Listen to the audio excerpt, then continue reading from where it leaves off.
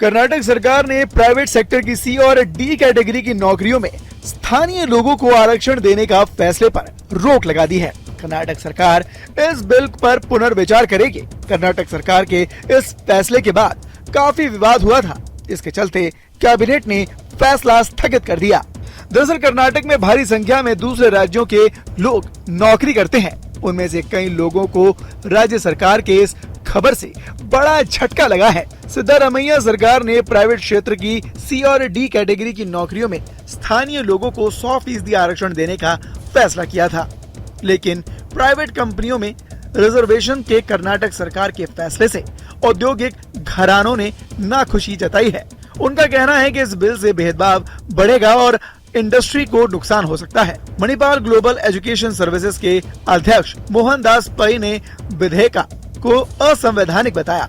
उन्होंने कहा कि सरकार को आरक्षण को अनिवार्य करने की बजाय स्किल डेवलपमेंट और हायर एजुकेशन पर ज्यादा खर्च करना चाहिए। कन्नड़ लोगों को नौकरी के लिए सक्षम बनाने के लिए ट्रेनिंग प्रोग्राम और इंटर्नशिप पर ज्यादा निवेश करना चाहिए। वहीं बागवान के अध्यक्ष किरण मजूमदार शॉ ने कहा, इस बिल से टेक्नोलॉजी फील्ड में लीडर के रूप में कर्नाटक के स्टेट्स पर कोई प्रभाव नहीं पड़ना चाहिए। वही टेक कंपनी नेस्कॉम का कहना है कि बिल के आने के बाद कंपनियों के राज्य से बाहर जाने का खतरा बढ़ जाएगा। बेहतर टैलेंट की तलाश में कंपनियां मजबूरन बाहर चली जाएंगी। साथ ही नौकरियों और कर्नाटक के ब्रांड पर भी असर पड़ेगा। स्टार्टअप कंपनियों के लिए मुश्किलें बढ़ जाएंगी। मुख्यमंत्री सिद्धारमैया ने बुधवार को बताया था कि कर्नाटक मंत्रिमंडल ने प्राइवेट सेक्टर में कन्नड़ लोगों के लिए 100% आरक्षण अनिवार्य करने वाले विधेयक को मंजूरी दे दी है। सरकार के नए फैसले के मुताबिक ग्रुप सी और डी कैटेगरी की नौकरी में 100% पद कन्नड़ लोगों के लिए आरक्षित रहेंगे। वहीं प्राइवेट कंपनियों से मैनेजमेंट लेवल तक 50% पदों को आरक्षित करने के लिए कहा गया है, जबकि नॉन मैनेजमेंट पदों पर भी 75% पर स्थानीय लोगों के लिए आरक्षण रहेगा। सोमवार को हुई राज्य कैबिनेट की बैठक में ये फैसला लिया गया। कर्नाटक में 20% गैर कन्नड़ आबादी काम करती है। बेंगलुरु की कंपनियों में गैर कन्नड़ कर्मचारियों की तादाद 35% आंकी गई। इनमें से ज्यादातर उत्तर भारत, आंध्र प्रदेश और महाराष्ट्र से हैं।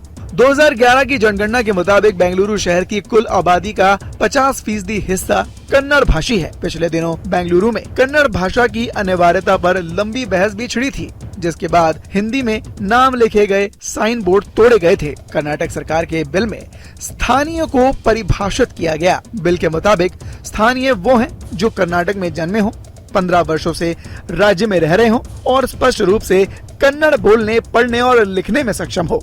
पूरे मामले पर कर्नाटक सरकार के श्रम मंत्री ने क्या सफाई दी, आप भी सुनिए। जी, मैनेजमेंट के तौर पे 50% लोगों को रिजर्वेशन देने की बात हुई है और नॉन मैनेजमेंट लेवल में 70% लोगों को काम देने की बात हुई है। सरकार ये नहीं कि हम इंडस्ट्री को बहुत जोर से करना चाहते, यदि वो इस तरह का स्किल यदि अवेलेबल नहीं है वो बाहर से भी लेके आके वो लोगों को यहाँ काम दे सकते हैं।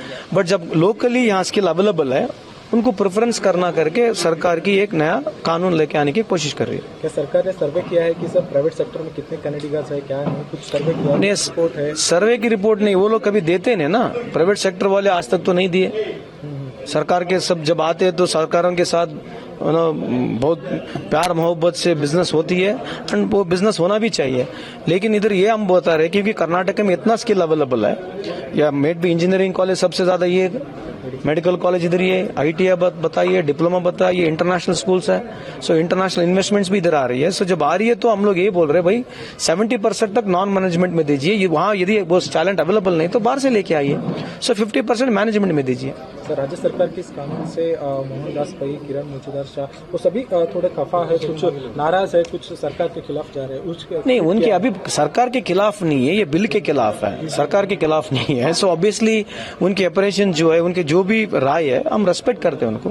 We will talk to them, we will understand in still a better way. और ये खबर कैसी लगी कमेंट कर जरूर बताइएगा और देखते रहें न्यूज़ स्टेट।